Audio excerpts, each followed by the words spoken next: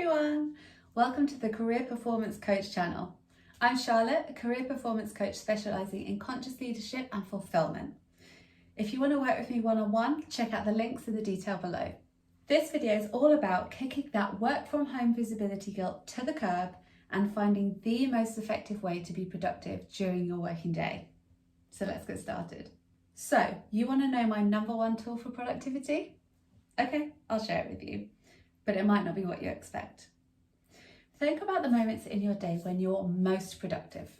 What kind of work are you doing? Where are you? What time is it? Have you eaten already? Have you drunk enough water? Are you dressed?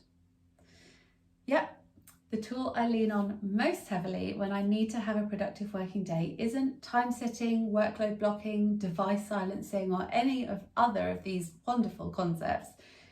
It's tuning into my own unique working style. In this new work from home world, you're still so paranoid about what people think of you when they can't see you that I'll bet this is something you've completely skipped out on. Before 2020, while many companies were embracing the work from home culture and could already see the benefits, more businesses were still fighting the autonomy train with a culture that named and shamed people if their chat status was away or, heaven forbid, offline. We're coming out of a world where if you can't see somebody, you assume they're skiving off.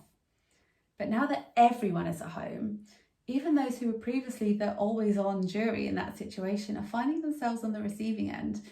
And it's time to realise how not being permanently visible can actually benefit your productivity, as well as your performance and ultimately your success at work. When you're in the office, say you work an 8-hour day, how many of those hours would you say are genuinely productive? Say you clock in at 9 and clock out at 5. I know that's probably not the reality, but we'll use the ideal theory as an example. When you take out time to settle in at your desk, boot up your computer, make a coffee, say hi to people as they come through, check in with the boss, use the bathroom, you see where I'm going.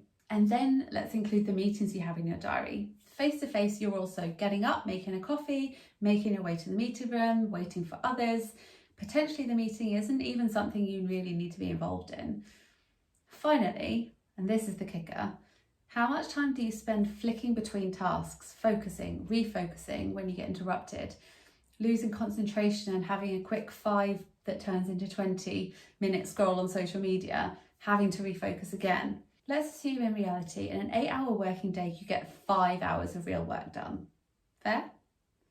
Yet right now you're probably spending 8 or more hours in front of your screen, whether you're working or not, because you're panicking about people thinking that you're slacking off, but you're leaving yourself totally open to more distraction and less available for the work you need to do.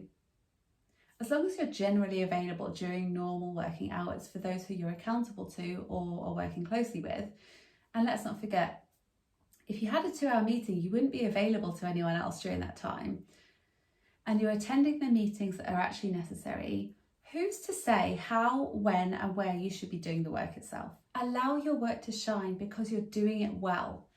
Be present when you communicate with your team, your manager or clients, and reap the benefits of that without giving yourself such a hard time, because those are the things that count. That's where your visibility lies, not with distractedly nudging the mouse every 5 minutes while you get lost in a YouTube rabbit hole. So now that we've kicked that work from home under the spotlight pressure and guilt right to the curb, let's talk about how you actually get that valuable work done and make it feel easy. We are all different. We have different personality types, we have different cycles, we draw energy from different places. As an introvert, I do my best work in quiet spaces without anyone around me. I draw energy from time by myself, so it's unlikely for me to be able to focus and produce this video, for example, right after a meeting with my team. An extrovert, on the other hand, would probably feel really fired up after a team meeting and have a brain bursting with ideas to get down on paper. We're different, just as good as each other, but we need to operate in different ways to get the same result. Many people are affected by the moon cycle. You might have noticed on a night that you just can't get to sleep that it was a full moon or a new moon. That's not a coincidence. Similarly, for women during the ovulation and luteal phase, our hormone levels are higher, we have more energy and can harness that to really put ourselves out there with things that require a bit more confidence, like pitches and presentations, writing a paper or doing a client generation drive. The weather is also something that has a big effect on us. Seasonal affective disorder, or SAD, is something that affects millions of people, although it's often undiagnosed or associated with depression, and it can make us feel low and lethargic. So during a rainy week, it might be a good time to cozy up with a coffee and do some planning work for next month. Simply paying attention to your external surroundings and adapting your approach, giving yourself a bit of a break and being kind to yourself, sets you up to be the most effective and productive you can be at any stage and in any environment. It's not about making excuses, oh, it's raining so I don't feel like working today, or oh, I didn't meet that deadline because I was on my period. But I know that you wouldn't do that because you're watching this video, so you care about your performance and are dedicated to showing up as your best. On a more granular level, you can pay attention to your daily routine and adjust your working schedule and to-do list to fit. When you wake up in the morning is when your cortisol levels, which cause you to feel stress, are naturally highest. So it's great to get out and move first thing to release and reduce those, to enable you to start the day calm. My brain is also most active and energised early in the morning. So for me, I always plan to swallow the frog and do the hardest, most time-consuming task that requires the most concentration and brain power then, before I get distracted with everything else I have to do that day. After that, I usually feel a bit drained and need some time to myself to recharge. Then I'll get a second wind late afternoon and can happily work into the evening doing bits and bobs or admin tasks. For me, especially during the winter, it's so important to get out in the fresh air and into nature. So it works well for me to do that in the middle of the day when it's warmest and brightest. And then I can get cozy, settle in the evening and get some more bits done. I'm a morning person though. You might be a night owl and have a totally opposite energy schedule than I've just described. So what works for me might not work for you, or it might. Give it a try and let me know. The important thing is to start paying attention to yourself, your body, your energy levels, and your environment. And simply notice how you feel when you're doing your work. When are you most energized? When do your brilliant ideas come to you? When do you feel really drained? And then learn to work around them. Forget the guilt of being visible online and start focusing on how you can genuinely show up to fulfill the needs of your job role. Be the most productive version of yourself with the most efficiency, and start feeling better in yourself and about yourself so you can prioritise your performance and generate a reputation that reflects your work.